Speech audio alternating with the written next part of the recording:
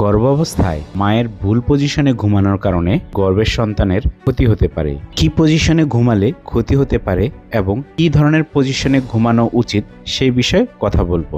গর্ভাবস্থায় প্রথম 20 সপ্তাহে আপনি যে কোনো পজিশনে ঘুমাতে পারবেন, তবে 20 সপ্তাহের পরে যখন পেটের আকার ধীরে ধীরে বড় হবে তখন আপনাকে ঘুমানোর পজিশন নিয়ে সতর্ক হতে হবে। গর্ভাবস্থায় 20 সপ্তাহের পরে চিত হয়ে শোয়া বা পিঠের উপরে শোয়া শিশুর জন্য ক্ষতিকর হতে পারে।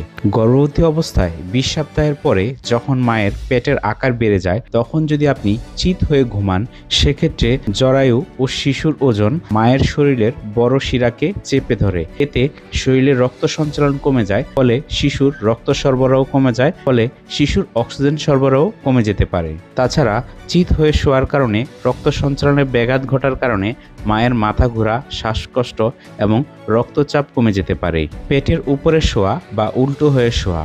গর্ভাবস্থায় 20 সপ্তাহের পরে যখন মায়ের গর্ভের বা পেটের আকার বাড়তে থাকে তখন পেটের উপরে শোয়া বা উল্টে শোয়া শিশুর উপর চাপ সৃষ্টি করে, যা অস্বস্তিকর ও ঝুঁকিপূর্ণ হতে পারে। অনেকে আমাদের প্রশ্ন করেছেন গর্ভাবস্থায় কোন ভঙ্গিতে ঘুমানো বা শোয়া নিরাপদ। এর উত্তরটি হলো বাম কাত হয়ে শোয়া সবচেয়ে নিরাপদ। এতে জরায়ু ও শিশুর দিকে রক্ত প্রবাহ বাড়ে, কিডনির কার্যকারিতা ভালো হয়, শিশুর বৃদ্ধি ও অক্সিজেন সাপ্লাই ভালো থাকে। তবে স্বল্প সময়ের জন্য মাঝে মাঝে ডান কাত হয়ে ঘুমাতে পারেন বা শুতে পারেন। তবে গর্ভাবস্থায় সবচেয়ে নিরাপদ ঘুমানোর বা শোয়ার পদ্ধতি হলো বাম কাত হয়ে শোয়া।